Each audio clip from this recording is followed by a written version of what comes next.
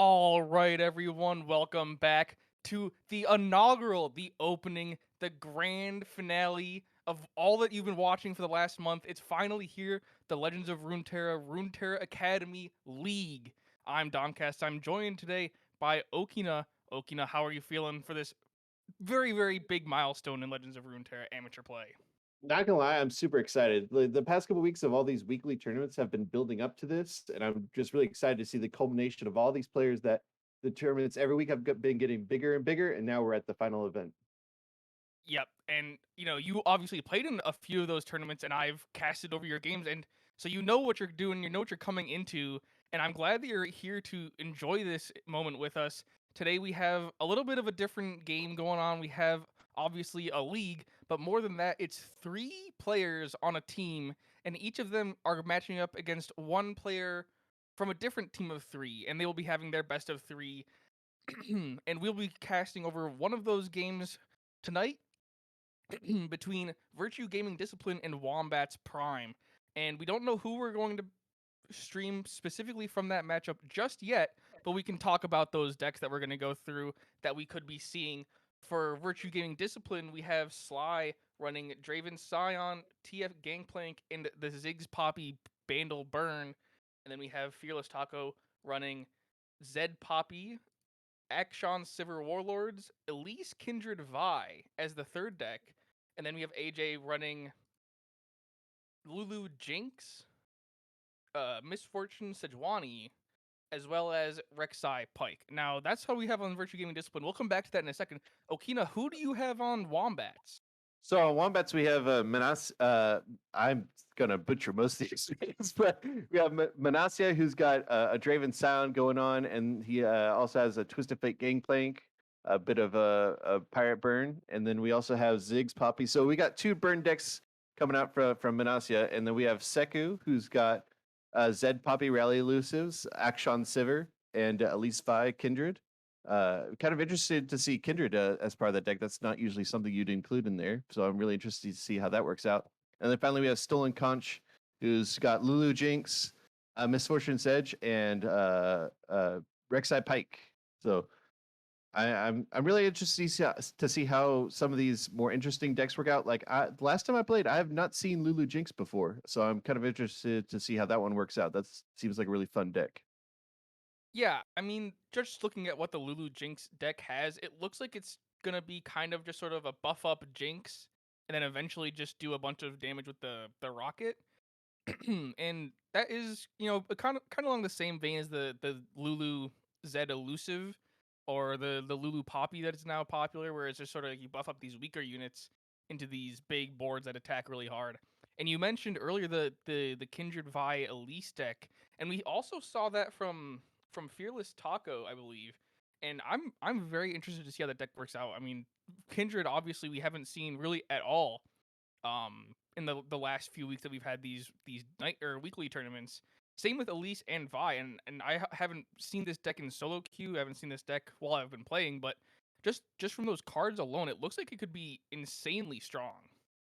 Yeah, Elise Fi is one of those really fun kind of control decks where oh yeah, here it is. Where the goal really of the deck is to get Ledros out late game. You're trying to survive to late game where you can just keep dropping Ledros over and over and over again, and you kind of wear down your opponent that way. So in this deck, you see a lot of kind of control pieces trying to get control of the board, trying to uh, have really strong early units like Demacian Sentinel and Buru Sentinel that have really big value once you kill a unit, that they just get buffed up from killing a unit. So having kind of early game with those units and also just being able to control the mid game with all the removal they have. Yeah, no, I definitely can see how that would work out. Ledros way back when the game first came out, Ledros was a very popular win condition, and once he comes out, there weren't really a lot of ways to deal with it. I mean, obliterate wasn't a thing when the game released. Silence was very very hard to come by unless you were running Demacia. Nowadays, I'm interested to see how it comes out, and additionally, we also see the Lurker deck making a resurgence for both of these teams. At least one player on each team running that deck, and just throughout the tournament, the weekly tournaments that we've been having, obviously a lot of players have been real big fans of these big, huge setup decks. These like turn 6, turn 7 one-shot combos with whether it's Nami Zoe or Lee Sin Zoe. And just last week we saw a ton of people bring this lurker deck out because it loves to punish those kinds of decks where there's not really a lot of units, there's not a lot of board presence, and they like to take a little bit to set up. Whereas lurker is just all action all the time. Yeah, I think my favorite part of lurker decks. I mean, Pike is just one of my favorite champions in the game, and I love him in Legends of Runeterra as well. That Pike's level up is just so satisfying. That you get a level up, you get a kill, and he just board wipes. It's so fun playing Pike. Um, but I have been seeing, especially in solo queue, Lurk is one of those really popular solo queue kind of decks. It's one of those decks that you need to have really good RNG to be successful with, or sorry, not RNG, but really good like draws to be successful with. So being able to have a really good draw and being able to manipulate your opening hand so that you can find the Rek'Sai, find the Pike, and be able to get good lurk procs is going to be really key. And even especially for players just getting into the game, obviously it's really easy to pick up on that whole concept of, I'm just gonna pull this unit and I'm gonna attack, and I hope it just works out. There's not really anything I need to do beyond that. Well, if you're really good at lurk, you make it so that Oh, of it's not a course. question of whether or not you're getting lurk. Like you know you're going to get lurk with the predicts that you have Hmm. in the deck, with the call of the pack. So it's something that if you know what you're doing with Hmm. lurk, you can make sure that you find those Rek'Sais, find those pikes, and you're able to get those strong boards.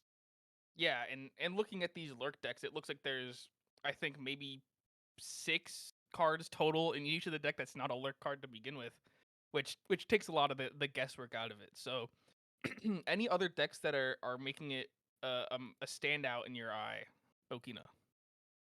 Uh, I did want to, and I pointed this out when I was going through the decks, is that Minasia has 2 burn decks, so that's gonna be really interested to see that he's got Pirate Burn going on and also the Ziggs Poppy Burn.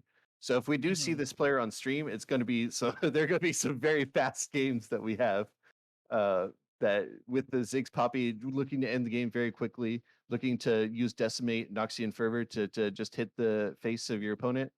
And same thing with actually this Hmm. pirate deck is a little bit more mid-rangey, interestingly. That there's not as much face in Hmm. this deck. It looks more of a kind of poker or mid-rangey kind of pirate deck, which is going to be interesting to see.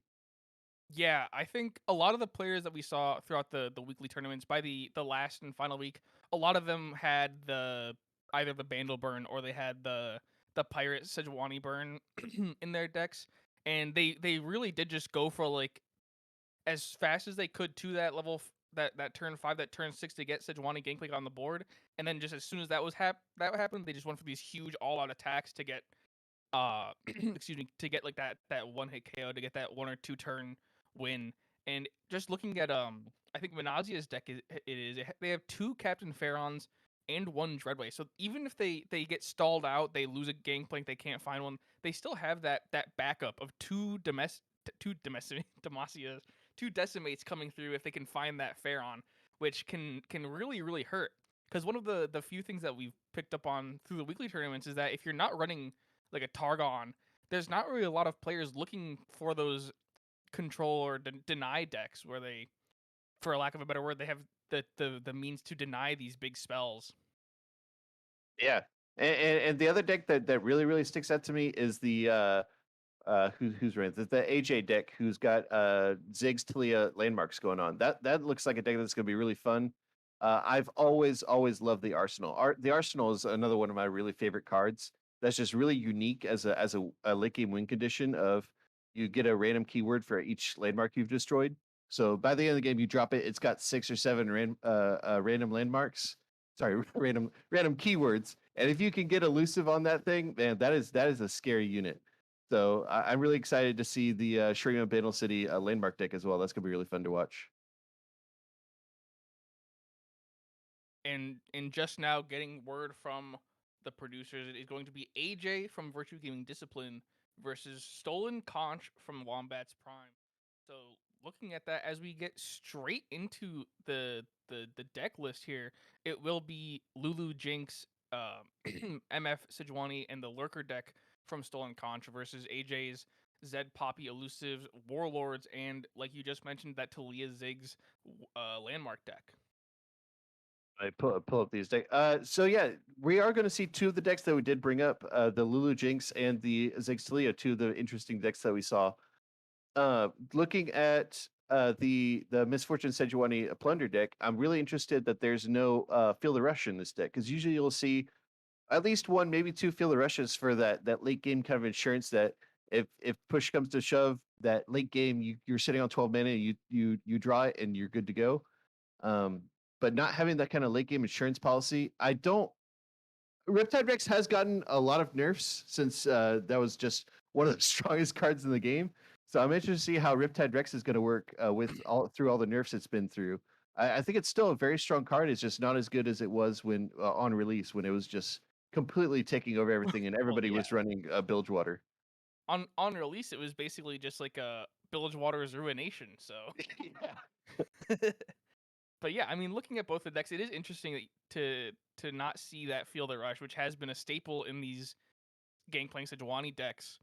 But he did opt for two Fury of the North instead, which I mean, if you can get the Sejuani out in the first place, it might be more worthwhile than having a Feel the Rush somewhere in your deck that either isn't coming out or isn't being useful because you don't have the mana. Whereas the one thing that's actually insanely surprising to me is that he only has one Monster Harpoon. I mean, we've seen decks that have three Monster Harpoons and they provide so much value, such insane options to go for like a specific clear on the board, which could just be so important into some of these decks, Yeah, like this Zoe Poppy or the Akshan Sivir. yeah, especially with the decks that he's going against in this matchup, where there's the Lulu, Jinx, and then also a Zed Poppy. That's really important for him to take out those units. It's really surprising that he doesn't have that much removal in his deck to deal with those big threats on the board. Yeah, I mean, maybe it's something that he's trying to think of like from a macro perspective versus over his three games. Like, does he really care about winning that much with three Monster Harpoons? Is he gonna just wait for a different matchup where he doesn't need that Monster Harpoon to win?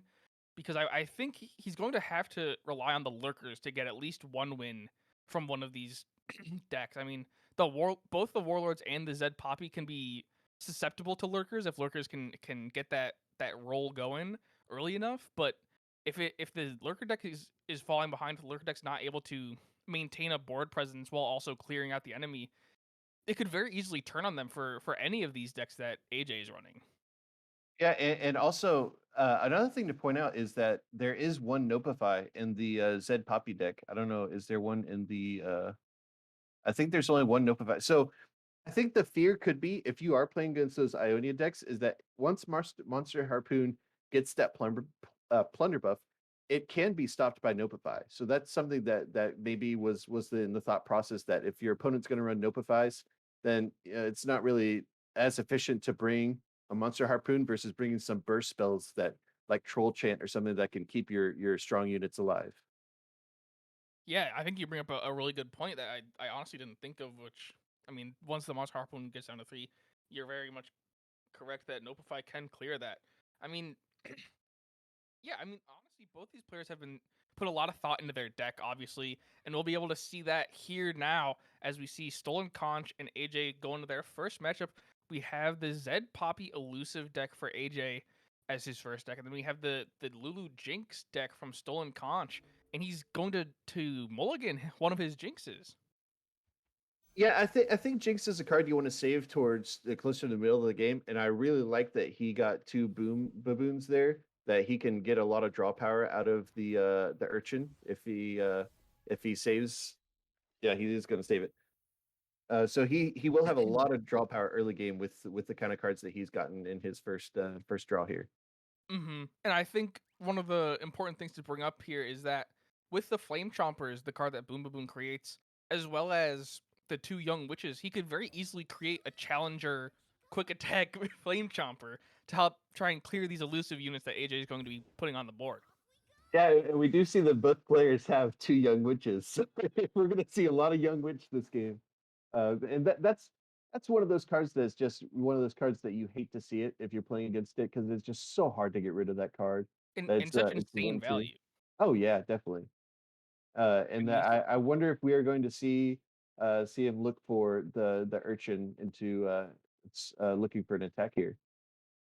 The double young witch. Yeah, Yeah. and he goes immediately for that. The urchin with the flame chompers into this attack will, I would imagine that he's going to challenge one of the young witches just to get damage down on it with the young witch. Maybe he goes for something else here with this young witch and the quick attack +1.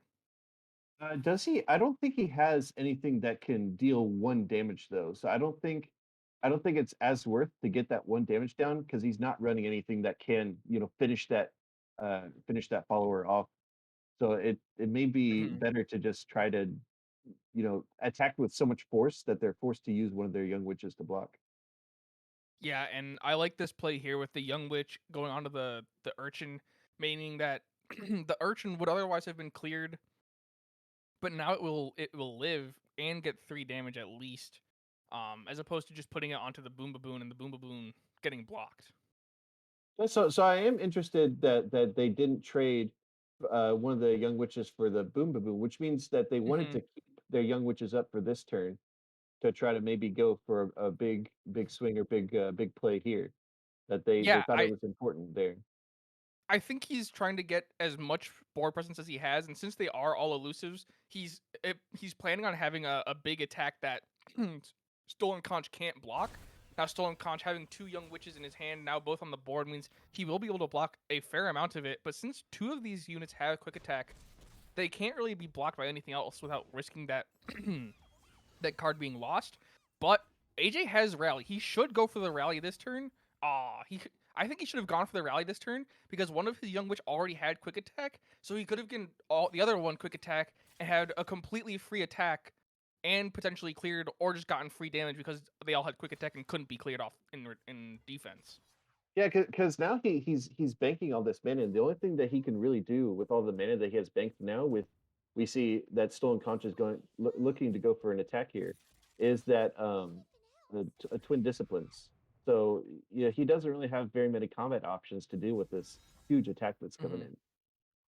And interesting that eight or Conch goes to challenge the Shadow Assassin as opposed to one of the young witches because I mean, the young witches is probably more important than the shadow assassin at this point in the game. But all of them are going to be used on this block, and yeah, like you mentioned, he's going to lose out on all of his units and be forced to use this twin discipline to save one of them. And then now he's just back to having one unit on the board. Whereas last turn he could have gotten like at least 6 damage if nothing was blocked, or cleared the some of Conch's board if anything decided to go against one of these quick attackers. Yeah, and you see the jinx in here. It's one of those decks that's like, you take off the mask and it's not jinx. It's actually just another elusive rally deck. Yeah, Yeah, no, it, it's literally another rally deck. it's elusive rally with extra steps. That's all Yeah, it turns out to be. it's a Jinx discard, but with but with Young Witch. Yeah, it's taking all the things that you hate about two decks and combining it into one really annoying deck. But yeah, complete loss of board control for AJ now is that, and Hmm. also looking at their hand, they don't really have anything to really help them gain it back. They have 3 rally cards in their hand, and if you don't have any units, your rally cards aren't going to do very much for you. Yeah, I mean, I would have liked to see him rally last turn, and then he also could have led that into a rally this turn. He had Relentless Assault last turn and an Aegis in his hand, so he could have gone for a rally last turn into this turn. Conch played something before he attacked. You could have led that into a rally and gotten potentially something off. Yeah, and we're seeing, and even kind of board presence he is trying to gain is just completely nullified by the amount of control that Stolen Conch has with his I forgot what that 3 damage card is called. I don't know why Get I'm excited. blanking on. God, I don't know why I was blanking on it. But yeah, just losing any kind of board control, he's able to gain it at all. Well, it was useful that the fleet for the tracker ate that get excited as opposed to the Zed that he now pulled, because he will be able to get at least one attack off. Now Conch does have the rummage, so he could potentially look for something else, but instead he's going to go for the augmented something, I can't remember, but this also will do 3 damage to the Zed, but it will, I believe, also discard his hand. So that is a very big trade-off for Conch, especially since he had Lulu in hand. But he does have complete and total board control, so I don't think he's that that worried. Yeah, I like that play because it's something that you know you have the board control. You just want to double down on it, and you see with the hand that he has, there's not really much that AJ can really do with the three rallies in his hand. You know, it's just unfortunate that he didn't use that rally when he had the chance, and he got elusive rallied on by by the Jinx elusive rally. Yeah. So It was just unfortunate because, it's hard to tell what's going to happen down the line. It's hard to think about like, "Oh, if I get this card next turn, like, it could be totally different." I would have liked to see the rally there, just because it would have been a great tool for board clearing something off of, Conch's hand. But we will be going into the next turn here, Conch taking the first game over AJ, and it will be AJ running back the elusive rally deck into Conch's Lurker. Now, this is going to be either a very quick game or a very long game if Conch is able to get his cards he needs, or if AJ is able to survive long enough to do something in return. We see Conch has a fairly good hand though. He has two Sharklings, a Xerxai Hatchling, and the Aspiring Chronomancer. So he will be able to do quite a bit with that should he want to go for some kind of prediction play, some kind of early stacking of Rek'Sai. But he does have to look out for this Fleet for their tracker now because it will be giving Challenger and Quick Attack the next time it goes for an attack. yeah, so I'm interested that Stolen Conch didn't go for the predict there. I guess he's confident that he can get a lurker proc here off his three lurkers. That Hmm. let's see if he does end up getting it. I would have to imagine I he mean, does. I mean, he does, but I He mean, I has pers- 6 oh, non-lurker and cards. He gets a and he gets Rek'Sai. your side He doesn't proc. even know. He's totally okay with it. And I I mean, if rolling the dice on getting the Rek'Sai top deck, well, the next turn top deck is very, very good, especially when you go to have 3 one-cost units on the board that are all now 3 power. So I think it paid off for him, but it definitely could have backfired if he wasn't able to find that Rek'Sai. Well, and I think the question for AJ now is he forced to block here? Is he forced to uh at least reduce some of the damage here? Mm, He can't block the yeah, I Fear think Stone, so he's taking at least three. Oh, so he's gonna oh, take all nine. I mean, I think you could. I think you should just block the something with the Fleet Feather Tracker. But now that he's kept it, he technically has a lot more threat onto Conch. But is that threat worth taking that 3 extra damage? And because now he's potentially like in one or two attacks, he's just dead if Conch can find enough of these cheap units. But having the Zed out now is going to be useful since the Zed will have quick attack, the Fleet Feather should have quick attack, and the Young Witch should be safe since she's elusive. Yeah, and I think Stolen Conch. I'm interested that he does end up predicting here because normally you would see that you save that predict for next turn, but if he finds I don't know what are we able to see what he picked? I don't We know if that's we on uh data. we saw a Jawfish, a Snapjaw, and a Call the Pack. So I would have to believe he predicted Call the Pack, and he's Yeah. going to either put the Rek'Sai or the Pike back on top. Okay. Yeah. But okay. Yeah. So I didn't know if we could exactly see which one he had picked, We but caught a glimpse of it, and it okay. was I have to assume he chose Call the Pack of those three. Yeah, so yeah, he can just keep recycling his Rex, and that's one of the fun things about this deck. That if you do find the Rek'Sai, that you can just keep recycling it over and over and over again through your deck, Hmm. and keep getting those procs. That's really fun to do. Um, but Hmm. just we see just really big domination early game from getting that early Rek'Sai proc, and having Hmm. all of his one drops be really strong cards now. Yeah, it's definitely a nice thing to have. Now, the only thing to worry about is that he has to block something next turn, potentially with both units. Now, yeah, he went for the Call the Pack predict Conch, but now are we going to see him play a card, or is he going to call the pack and just open attack? Yeah, I would say that you want the Pike actually. Yeah, so because Pike is something that's really good in that he's going to draw it next turn and be able to remove anything that I mean, right now the scariest piece is the Zed, but next turn he's going to be able to remove anything that he feels threatened by. But at the moment, it's looking like that's the Zed. And I think Um, having one extra attack on these two lurkers isn't going to make as big of a deal as having that mhm. board removal that the pike does give you. Yeah, and I think now you have to. Well, no, I was gonna say I think you have to block with the young witch, but since you won't clear the sharkling, I think you just save and take this 4 damage. Now that we know though that Conch will be getting a pike next turn, I would like AJ to. I would like to see AJ play the play the shadow assassin this turn, and then next turn immediately play the bright steel protector on his opening act, and then attack afterwards, so that he can't run into the problem of attacking and then getting excuse me, the spell from Pike and getting cleared before he can either get the damage off or do anything. Oh, instead we're Yeah. gonna see the rally. Oh, because he's going to be able to level up Zed here. Yeah. No, he's totally able to level up right here. All right. No, I think this is a good play then. So the I mean it's not going to matter, but the shadow will also be able to get quick attack if he goes for that kind of play. Okay. So Oh he does no no no force no the no! He Rek'Sai can't play attack though. now. He can't attack I, now. I think it's fine to force the Rek'Sai though, because now the Rek'Sai is going to be recycled, and it's not going to be part of your opponent's hand that he can keep Hmm. manipulating it. But I mean, I may not have the mentality of a Masters player, but I don't know if AJ is going to predict that he recycled the pike. I mean, you would have to think if he had a Rek'Sai in his hand, he must have recycled something better. Well, So when you play lurk, the card that lurks has the effect, and the opponent can see that effect. oh, you So can see if it's pike. AJ, yeah, the so when Rek'Sai lurks, it's like the purple shockwave, right? When Pike lurks, the Pike face pops up in the on the deck.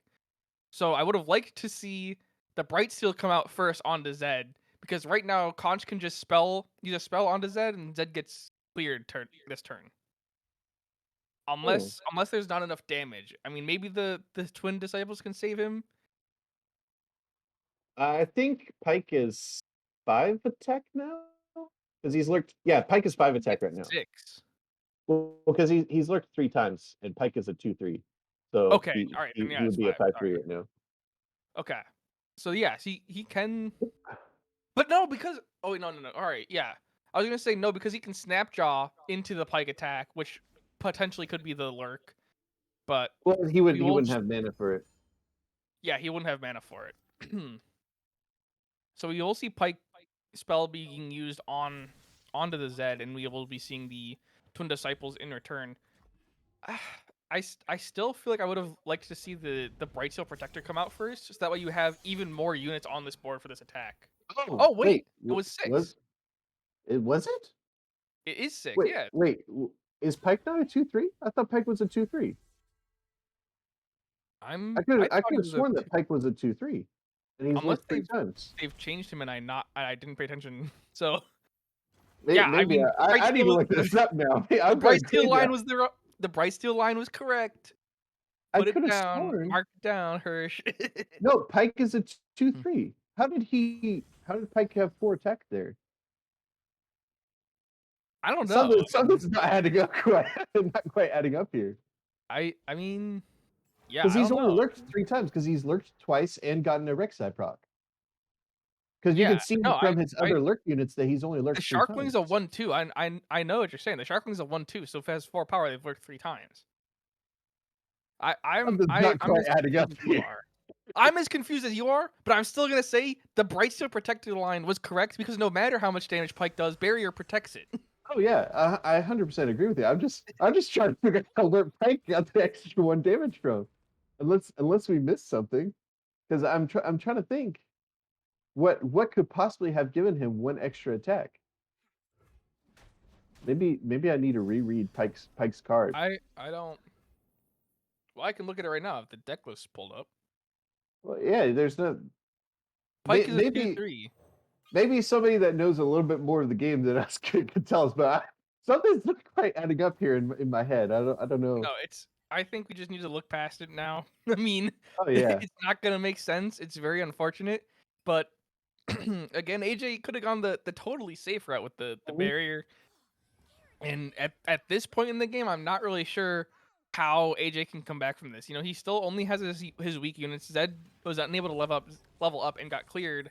And there's a Jawfish in Conch's hand, which is going to not be an enjoyable time for AJ next turn. Oh yeah. If with how many lurk procs he has now, and also the dropping Jawfish is going to level up his pike as well. So there's just no chance of keeping any kind of thing on the board next turn.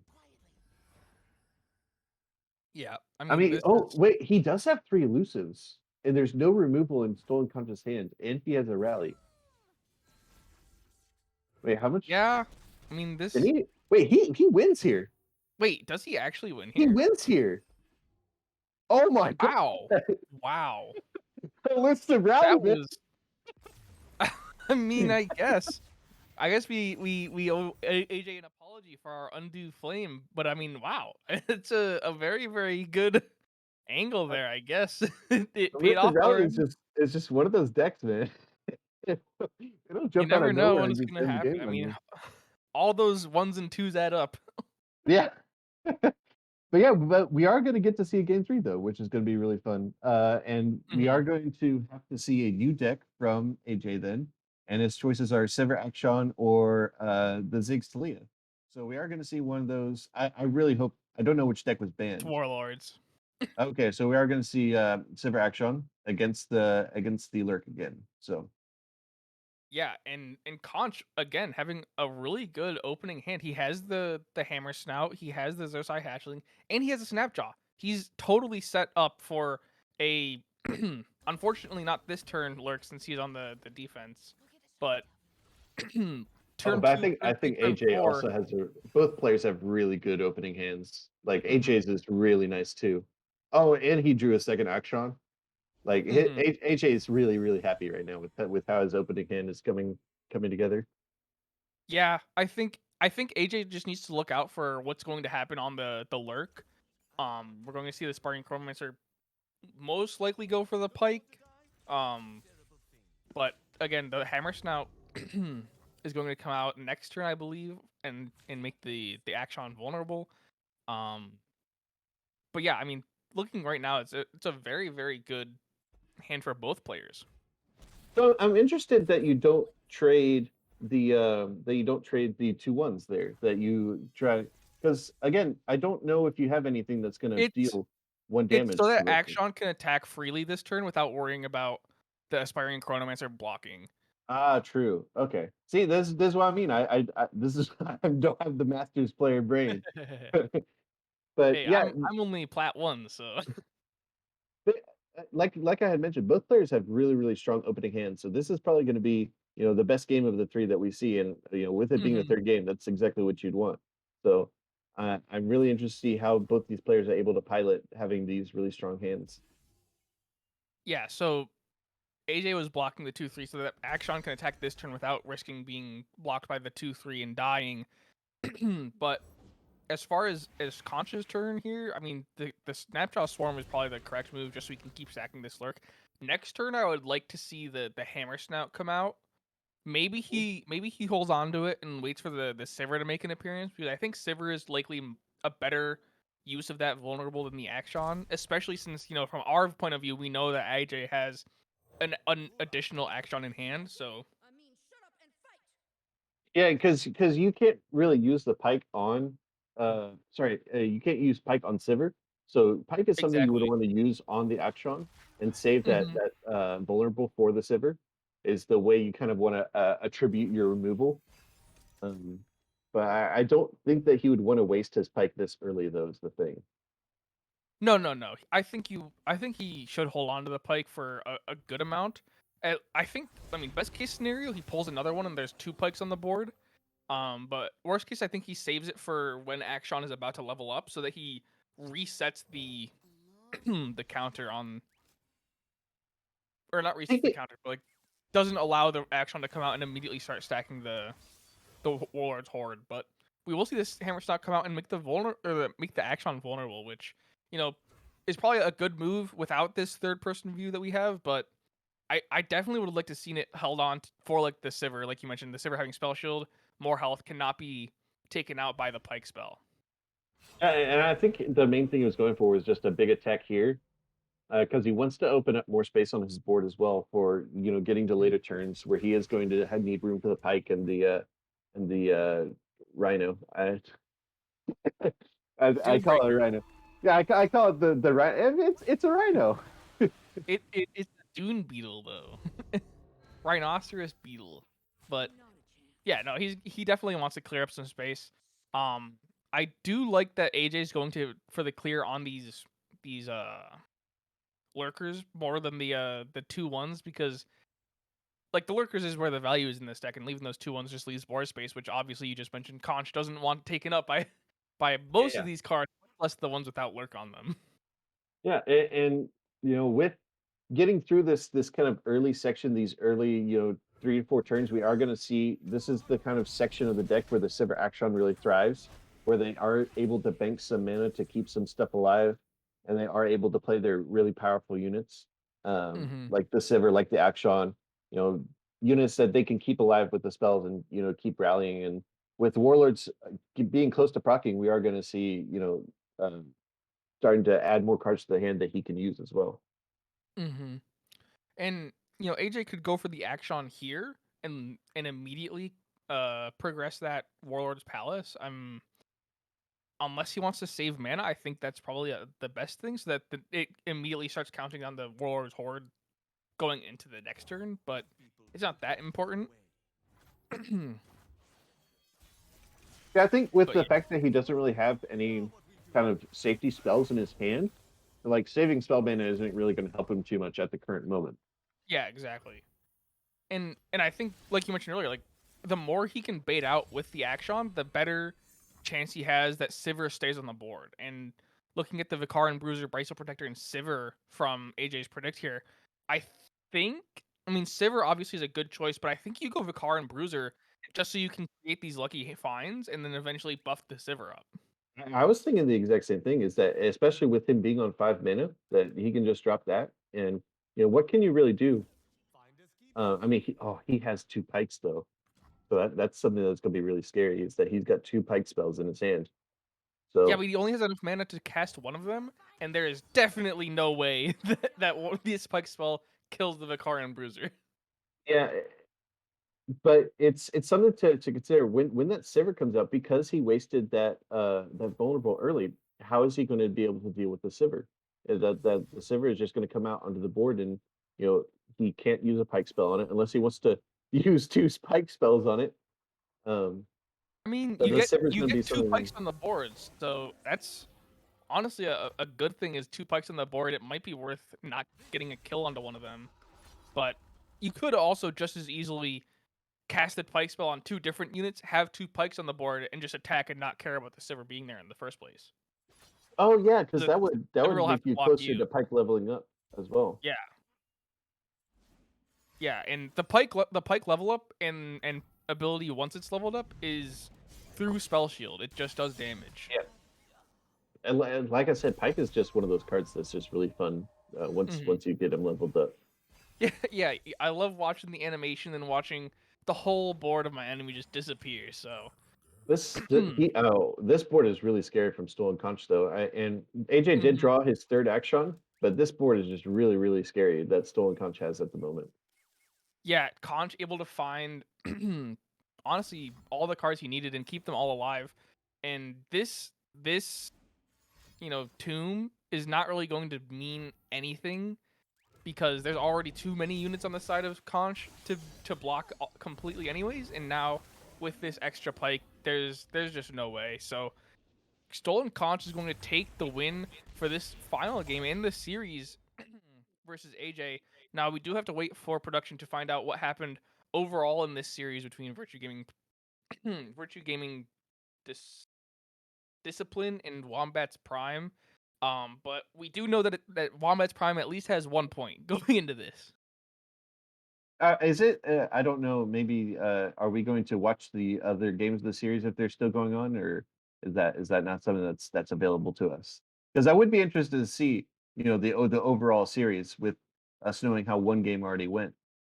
Uh, Well, I believe we will be heading at least to a short break. Whether or not we're able to hop into any games that's still going on between these two teams is to be seen. But looking at this first matchup, we were able to see, some decks that we've known, the Lurkers, the Warlords, and some decks that we didn't know too well, like the excuse me, the Lulu Jinx.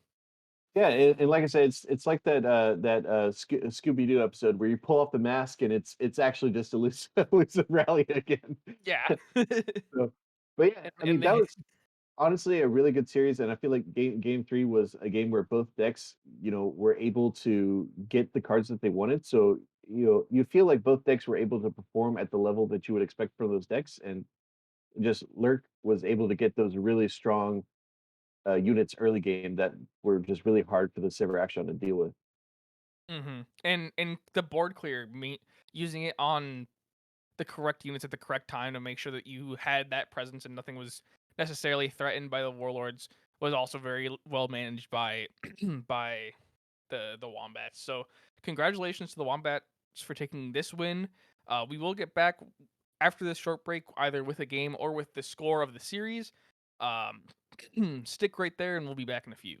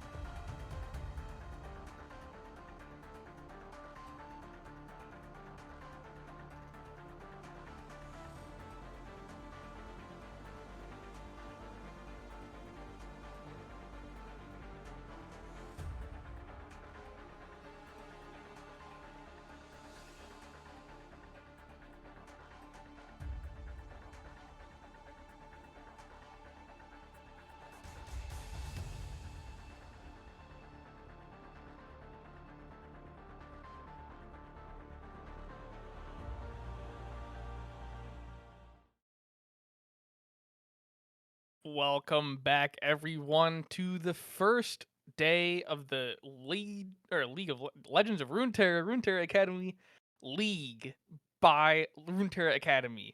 So we are back. My name's Doncast. I'm joined by Okina. We just saw AJ and and excuse me, Wombat. AJ and Wombat going up last, uh, just a bit ago, and AJ taking the lost, Stolen Conch taking the win, and it was a pretty good best of three. We win all three games. How are you feeling about this next matchup, Okina, between NA Farmers and Frozen Monks? First of all, I don't know why I said Wombat. It's actually Stolen Conch. I was thinking of a different He's player. on the Wombats. Yeah, he was on the Wombats. That's why I mixed up.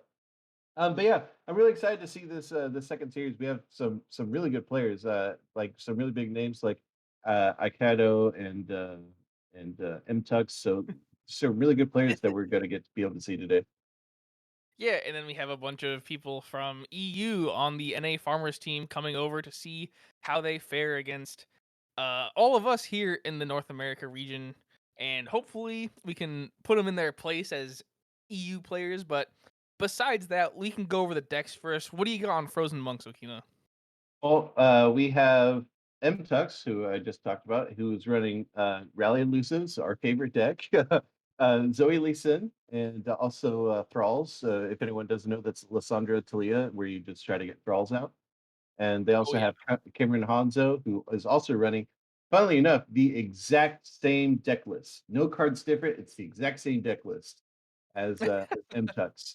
And then also well he has the Ionia Shadow Isles. What's that one? no, yeah, it's Pink Viego. I don't know if anybody's seen, but it's Viego where you just run control and just try to drop a Viego and just keep him alive. Uh, and also another Lee Sin Zoe. So these players love their Lee Sin Zoe and they love their Thralls. And then finally we have Aiketo, who is running two prank decks, one with Ezreal Vi, one with Puppy Lux, and a Timo Swain deck, which sounds really interesting to me. Yeah, Timo Swain. Not too sure how I feel about that, but before we get too into these decks, we'll run through the NA farmers. We have Dry Soth running Lulu Zed Poppy Elusives, Vagar Senna Darkness, Zoe Lee Sin, Ali Caesar running Draven Scion, Lysandra Talia Thralls, and Zoe Lee Sin. And then we have Broken Ball running, did I bring this up wrong? No, he's running Timo Swain as well. And then he's also running Jinx Lulu as well as Poppy Lux. Now, Poppy Lux we've heard a lot about and Hirsch has talked it up a lot, but I don't think we've seen it really succeed yet. And I want to see it succeed because Lux is an interesting card design, but she's very, very difficult to get going and very, very hard to actually use and win once she's leveled up. But aside from that, you mentioned Timo Swain, and now we have two people with Timo Swain in their deck lists. And I'm very interested to see how it works out because obviously Bandle City cards insanely overpowered in my opinion. And then the Swain deck doing damage to the Nexus and getting free stuns for it. Probably the oldest OP deck in the book. Yeah, and I think the thing that I learned this a while ago, but I don't know how many people know this, that no matter how many Teemo Shrooms you proc, it's only going to stun one unit. So you could proc four Teemo Shrooms at the start of your turn. It technically counts as, one instance of damage. So it's only going to stun Hmm. one unit as the Swain. But at the same time, you have cards like Lecturing Yordle, who can proc that Swain stun if you hit it on the Nexus.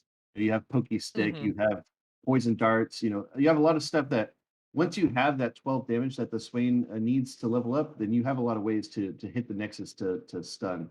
And also, Hmm. classic Leviathan. Swain and Leviathan is one of the most iconic combos that's been around for the entire game. So, that Yeah, deck's really really fun. It's kind of like a poke deck. yeah, I'm really eager to see how this deck works out, just because of the interaction that Timo, Shrooms, and Swain can have. I mean, already I'm thinking like you have aloof travelers, you have Timo. Why not just go for like a Piltover Swain deck, which has way more options. I mean, you could throw in a couple of found evidences in there, so both players can draw, and that's potentially more Timo Shrooms, more stuns. But moving on from that, I mean, Zoe Lee Sin making a resurgence, and both teams not really seeing anything that could potentially threaten that in the early game, like a lurker deck that we just saw between AJ and Stolen Conch in the previous match. But does the excuse me, the Viego Ionia deck. Tell me some more about that, Okino. So Viego Ionia, it's one of those decks that's kind of been like one of those weird off meta decks for a while, and I think recently, a couple of weeks or months ago, it started to come back up into the meta as people started to play it more, and as new Shadow Isles cards got added in the Mhm. Beyond the Bannerwoods set. So the way that Viego wants to play is Viego wants to be able to drop Thresh or drop Viego on the board and just control the board with all the removal that they have and all the stuff to keep their units alive. Syncopation is one of those weird cards that a lot of people may not expect or think about, that you can pull your Viego out of damage or pull your Viego out of danger or pull your Thresh out of danger or any of your key units. Uh, your early game is Green Glade Lookout, which is going to reduce the cost of your invasive Hydrovine or even your Viego. So, Mhm. looking to have an early Green Glade Lookout that is able to be kept alive through the control pieces that you have on the board in your hand is something that the deck wants to do early until they can get up to the strong Viego late game. Yeah, I think I remember seeing something about a one of these kinds of decks like a while ago when Viego had come out, and I think the deck was called Big Crybaby kills everything and then dies. And it looks like that is the plan with this Soul Atrocity in the deck, which I imagine would have to be for Viego once he's, stacked up to like, 12-12 or whatever, or what have you. You just Atrocity and win the game. Yeah, it's one of those things that you just drop a one of in your deck just as an alternate win condition. That if things aren't going well, that you just have that in your back pocket. That if push comes to shove, you need that little bit of extra damage to hit the Nexus, then you do have the atrocity in your deck. Yep. One of my favorite cards though is Homecoming, but that's one of those pretty underrated cards that I mean, I guess it's not really underrated.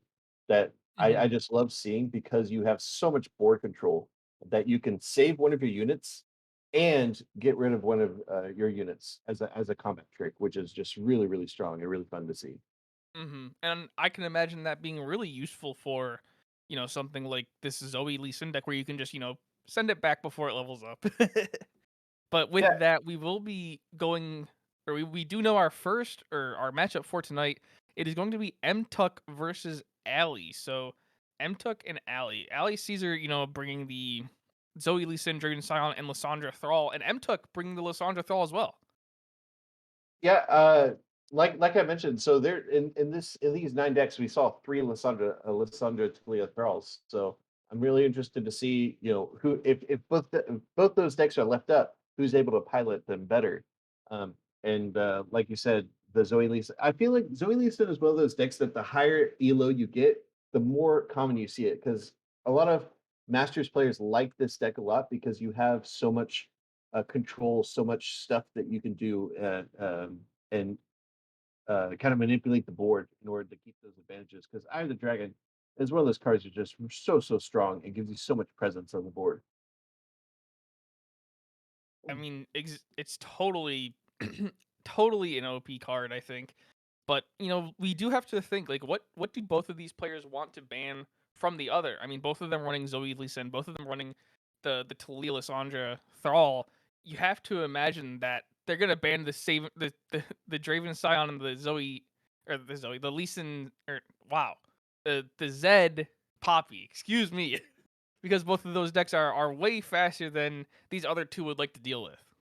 Yeah, as somebody who's played in a couple of these tournaments before, the two decks that are must bans if you're playing against one of these really good players are the Zoe Lee Sin and the Rally Elusives. So I mean, Zoe, if you know what you're doing with Zoe Lee Sin, you can just make it so your opponent just doesn't get to play the game.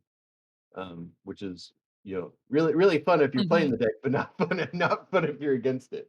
So Yeah, um, and you can make it so like anything they do is just like basically accomplished nothing because like any damage is just either gonna get healed up through the dragons or through guiding touch or what have you, which definitely doesn't feel good after all that hard work you put into damaging the nexus is for nothing. But the other matchups for this setup is going to be Hanzo versus Dry South and Aikado versus B-Ball. Obviously, we will be covering M Tuck versus Ali. But it's gonna be interesting to see after this what all those matchups happen because they're all running some pretty interesting deck combos, and I'm curious just for like an analytics perspective, like what happens after this series. Hopefully, we'll be getting into this matchup, hopefully soon, just so that we can see how these mirror matchups will play out. Because I'm calling 99% the Zed, Poppy, and Dravenstein aren't gonna be banned. I mean, that would be really interesting. Is that if both players opt into that both players opt into a bunch of mirror matchups, uh, that would be really interesting to see. But I think as uh, I do kind of agree with you that both these players are going to want to remove the faster decks. That they don't want to see these fast. So it is something that we could end up seeing because they have two control decks and a fast deck, two control decks and a fast deck. So if we get both those fast decks removed, we may end up with just a four control deck a 2v2 matchup. Yep, Are they are and with they, uh, that, s- are they still banning their decks then? I believe they are still banning their decks. So we will be taking a quick intermission while we wait for that to happen, and we'll be back with game one between MTuck and Ali Caesar.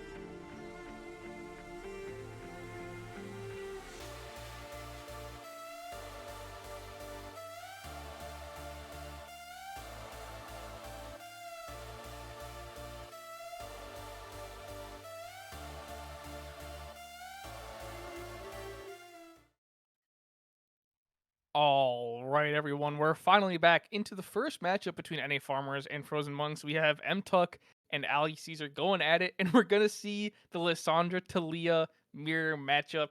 And looking at this beginning, we haven't seen them mulligan anything yet, but I have to imagine that both of these players are going to get rid of, I think, their entire hand.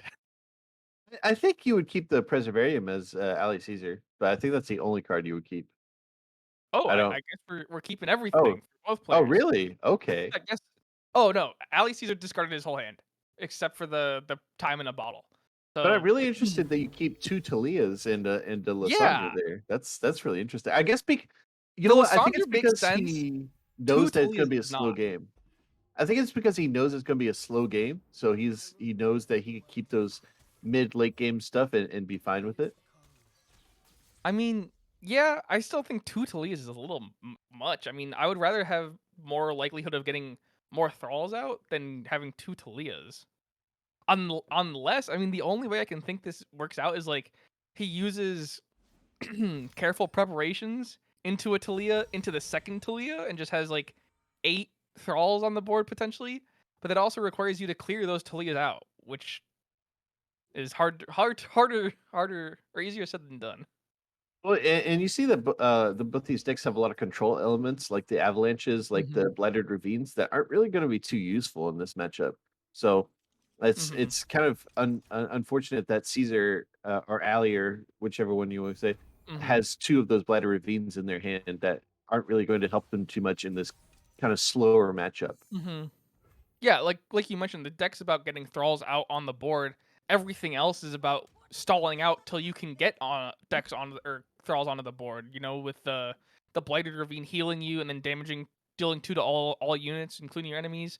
The avalanche dealing 2 to all units. The kindly tavern keeper just healing you 3. It's all about stalling the game out as long as possible. And neither of these players are going to do anything until like turn 6 or 7 when they can potentially get their first frozen thrall out. Yeah, and I really like this play by MTuck too to get rid of the only thrall that's on the board. He's already invested. Ali has already invested a time in a bottle on it, so you know that this Mhm. is good to get rid of any kind of thrall startup because once a thrall gets going on the board, it's kind of hard to stop the steamroll. But if you can get rid of it early before all that is invested into it, then it's going to be really nice. Yeah, exactly. So we are going to see a little bit of an attack here from M-Tuck as well, and then since this is happening, I think you just start blocking with the Lysandra. I mean, the Lysandra just summoned the thrall and it's gone now, and she basically serves no purpose until the thralls have been summoned. So you might as well just use her to save health at this point. Yeah, and again, with those two bladder ravines, it's just so awkward in this matchup having those bladder ravines that don't. Hmm. They're just taking up space in your hand that you wish was something else. Yeah, and And but the same thing with the Talias for MTech is that you wish those Talias were something else, but he opted mhm, into keeping them. So, like you want one of those Talias to be a careful preparation, and oh great yeah, that he has definitely. one in hand, but here we're going to see it be used. I mean, it's good that he has it, but you can't. You need to clear your board out, and there's nothing from Ali Caesar's hand that can clear the board out, and there's nothing in Mtuk's hand that he can use to clear the board out. Yeah, and I think the way MTech has his hand right now, I think he's in a lot better position that he can drop the hourglass here and sorry the curator here and get his thrall down, and that once he drops the Talia on here, that he's going to have two thralls that are less than three countdown that are going to double Hmm. summon. So yeah, like you said, he's going to need to clear some of these useless units out. Like he needs to clear the curator, he needs to clear the rock bear unit Hmm. so that he Yeah, has more room for those thralls. yeah, exactly. And I mean, it's gonna take Ali Caesar doing something, I think, to help him, whether it's the blighted ravine this turn or something. But it's not going to be good. And like at this point, if you're Ali Caesar, you want to leave as many units on MTuck's board as possible in the hopes that one of these thralls gets discarded, like or obliterated for instead of summoned.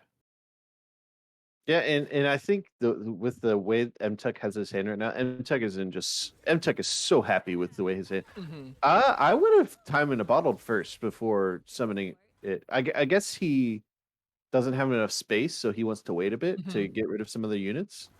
I think he's Yeah, I guess that makes hoping sense. to wait for something to happen to these units, which I mean, it's fair. It's a smart thing to do, but you got to do something. You got to figure it out, like whether it's avalanching and hoping something happens or whatnot. But I mean, if Ali Caesar is going to pass this turn, which I think is the correct move, um, just so that some of these units get discarded, but already okay, wait. So the Lysandra level's up this turn, and then it should.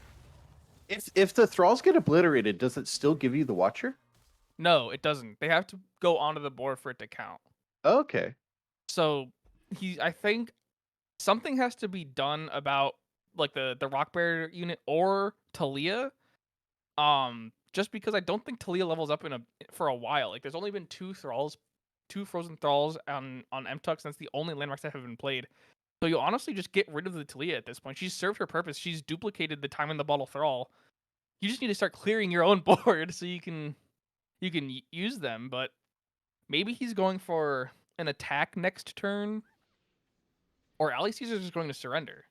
Yeah, I think with having two Bloody Ravines and two three sisters in his hand, like there's honestly not much he can do with how stunted his early game was with those Hmm. draws.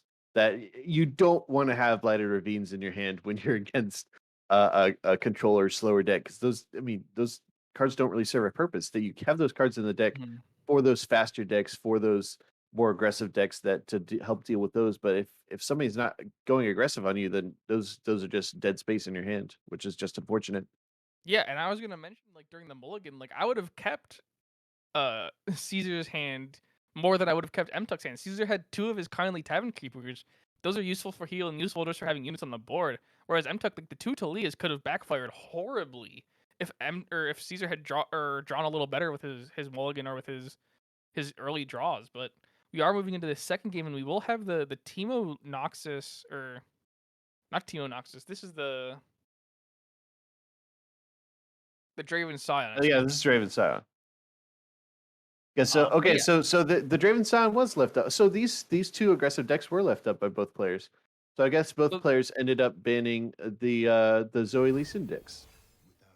which is interesting. I think both players were expecting the other to ban their aggro deck, so they wanted to clear the Zoe Lee Sin. Which, I mean, But both players ended up banning the Zoe Lee Sin instead of banning their the opponent's fast deck. I do like this matchup a lot better for Ali Caesar though. I do think this is a much better matchup for the Draven Scion, especially with the great hand that he got. That I think this is also a more aggressive version of the deck as well. That he does have the decimates in this deck that allow him to get that kind of early damage off.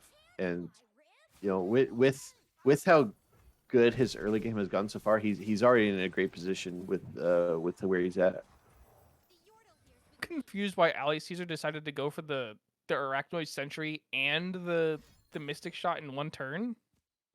5 mana for just one Zed is a lot to use, even when you only need either the Sentry to stun him or the Mystic Shot just to clear him. But we will be moving forward into So I think M-Tuck it's for attack. the board. I think he just wants it to have that extra 3/2 on the board to get that extra damage off and have that extra board presence.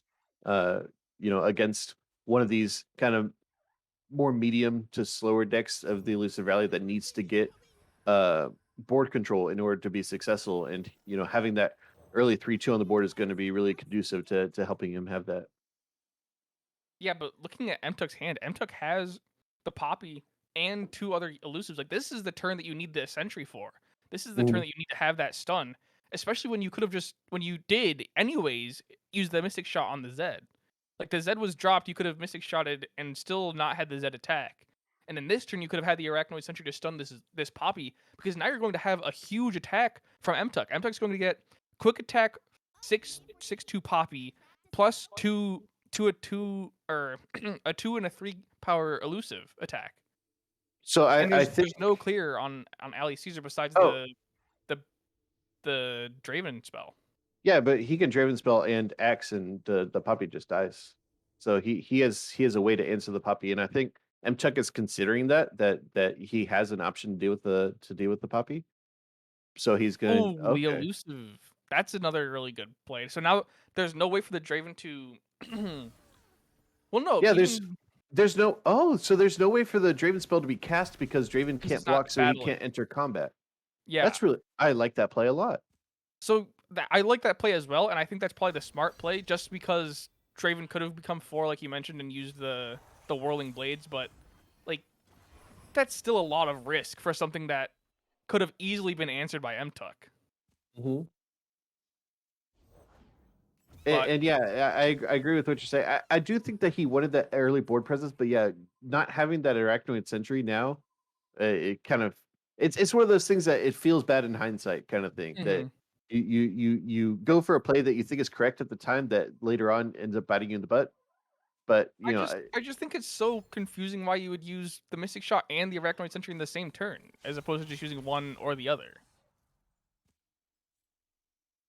But we will it see an attack from Ali Caesar, and and Revenant not having Challenger anymore feels really bad here as well. yeah, that's That w- that's probably the biggest change that I hated the most about this deck, because without that Challenger, there's really, you lose a lot of the threat, like a lot of the threat in that deck, which is so important for its success.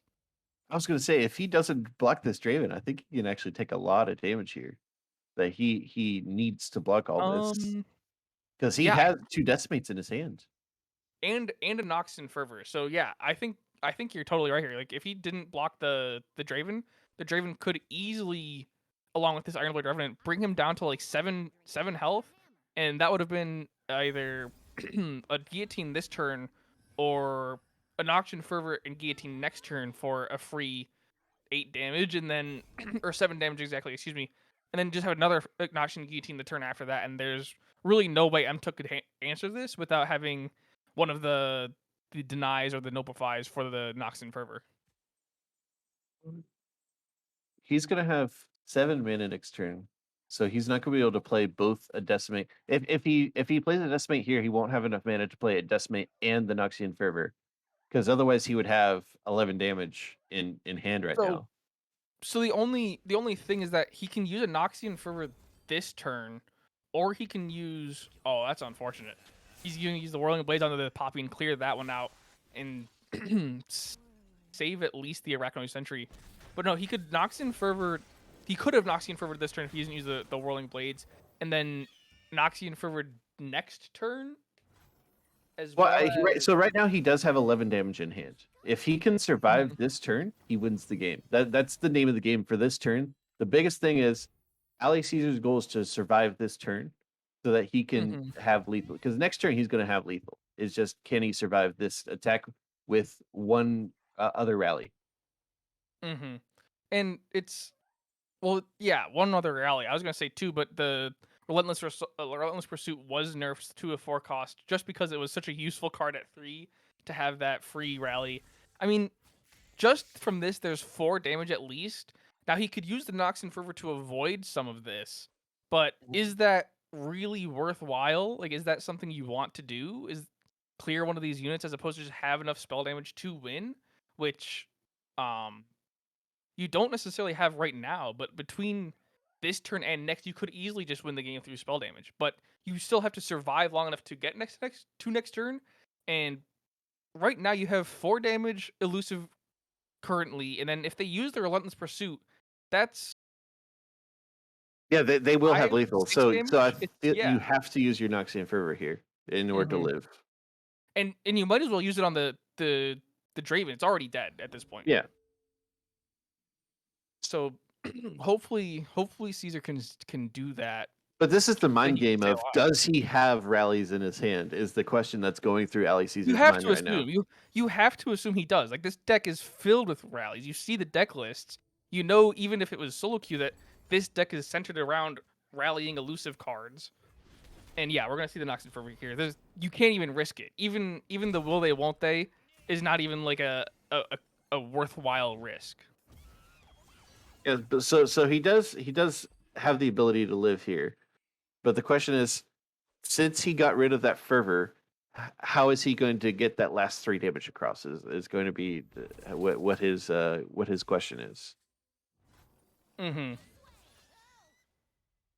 I mean, so he did go for the attack here still, and I like that he did that because next turn, Ali Caesar's going to have to play a unit before he can do anything. And with that, he should be able to use this Aegis, and then do another attack with uh the young witch. I mean, if he can get Poppy out too. All We right, got to get so excited. he did, but he doesn't. Oh, Wait, he yeah, got it. he Wait, has he enough can mana win now. here. No, why didn't M-Tuck block? Why didn't M-Tuck block? You Wait, he have to wins block. here. He does win. No, M-Tuck had to block. Why didn't he block? Yeah, M-Tech didn't block, so he just wins. Why did M-Tuck not block? So Ali Caesar wins. Yeah, Oh that's my! just it. Like we just went Oh, through the whole like you have to use an Oxen Fervor just to live, like to guarantee your survival. You have to block to guarantee you can get to the turn where you use the Poppy. You have to block that. You have to sacrifice the you have to sacrifice the excuse me the Fleet Feather Tracker there. There's no reason you let that go through because you know what's happened. You know what's in the deck. Whether he has it in hand or not is a risk you want to take. It's not a risk you can take at that point. You have 7 health. He just needs 2 fervors or a guillotine and to get excited to kill you. Like this is too much of a threat. Like you need to block that. Just like you need to use a Noxian Fervor on the elusive. I think if you're playing it's like a pirate deck, your mind kind of has more of that training of I need to block this. But if you're against like Draven Scion, you don't expect like Decimate's not a card that you usually often see in that If deck. you So see it's not Piltover, something. You need to expect spell damage. True, true, true. But yeah, it's something that you don't really care about the Fleet Feather Tracker anymore, right? Because you're about to rally with a Poppy, so your opponent's only going to have one blocker on the board. So it's something where you just need one person to get through in order to win the game. So Mhm. it's better to just block and not take that extra 4 damage that you know. Also, it gets rid of one of the blockers as well that you were going to have to get rid of anyway. Yeah, exactly. I mean, so many questions of what could have been. We will be going into this final game, and it's not looking good for Caesar. I mean, Caesar has to run back this Talia Lissandra deck, and MTuck's got the, the elusive rally. Now, granted, we talked a lot about this. The Blighted Ravine is really good into this deck because it clears a lot of these weak units. But unfortunately, this isn't the game that he pulled two of them in the mulligan. So Yeah, I think he wants to trade his starting hands yeah. from one game to the next. Uh, Can we do a redo? But interestingly enough, he does have the new card that was made for this deck. I can't remember what it's called, but it's a 4th cost burst card that summons a thrall, I think, and does something else. Prospects. Yes, Frostbites, thank you. And I think that's a really good card. I think it's a welcome addition to the deck, but I don't think it was enough to really give this deck an actual quote unquote buff. It's one of those decks that just needs to survive. That's the name Hmm. of the game is just survive. Yeah, and I mean 4 cost Frostbite is kind of expensive considering you have a 3 cost one, but I guess summoning a thrall is also nice. Ooh, he did find a Talia though. So if he can survive long enough to drop the Talia, he's going to be I able to think get 2 thralls here.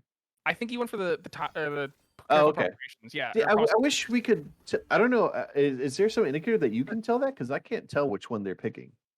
No, you're not. You can see which 3 cards they have as an option, but you don't get to see which they click on. So you just have to assume or predict.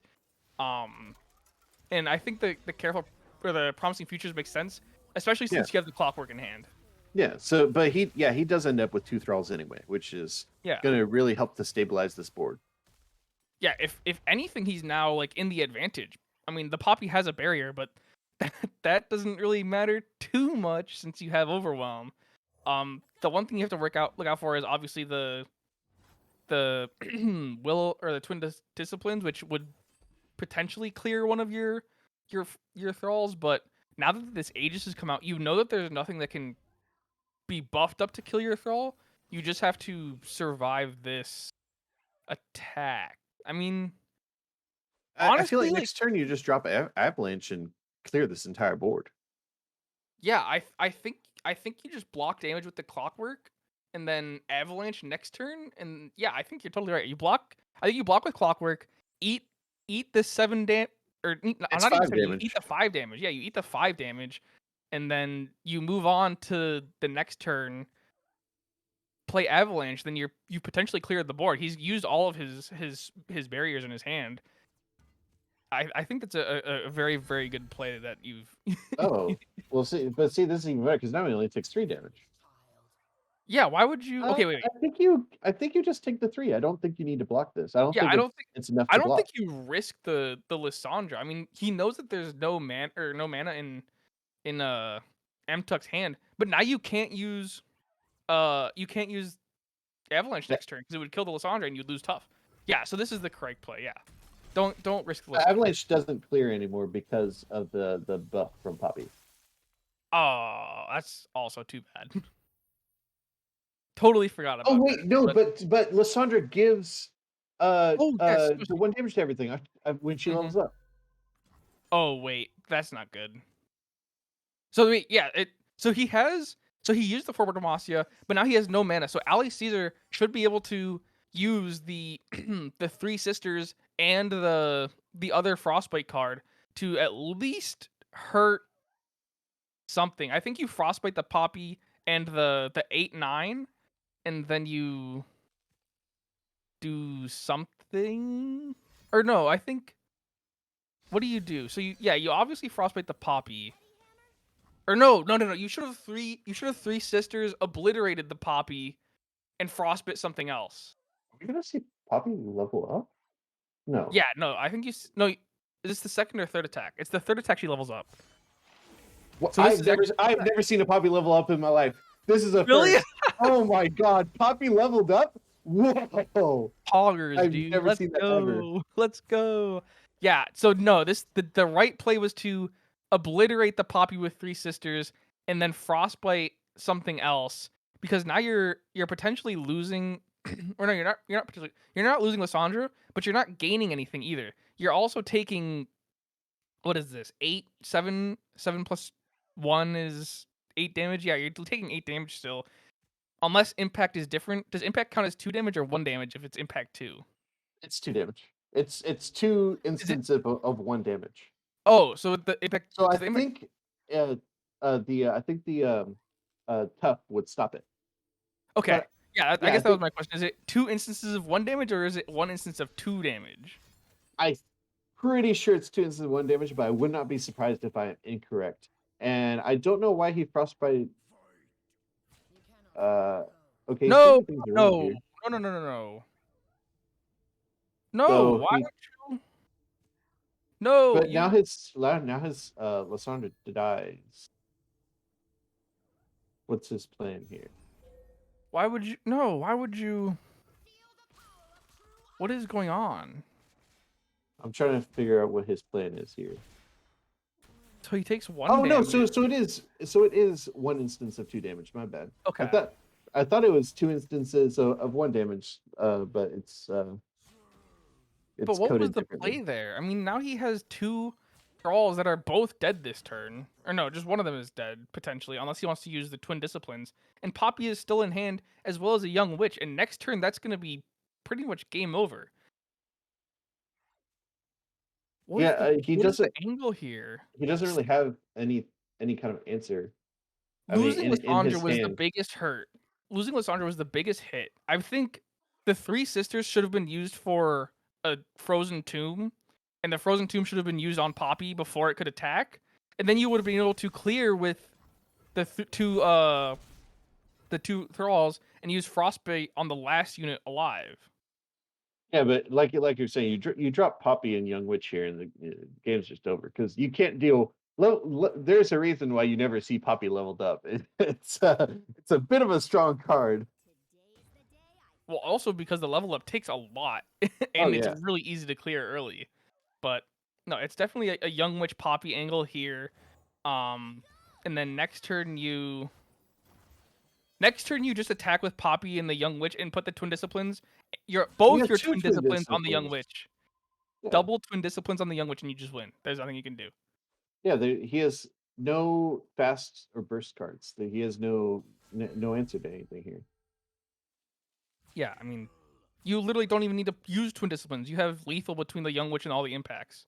But yeah, So yeah, I mean, this is it's so and unfortunate. I think Caesar is realizing that as they're moving around from their blockers. Yeah, I mean, yeah. it just feels really unfortunate that if that Poppy had been obliterated before she was able to attack and level up, then Hmm. it's a lot more manageable Yeah, I of mean, a position to be in.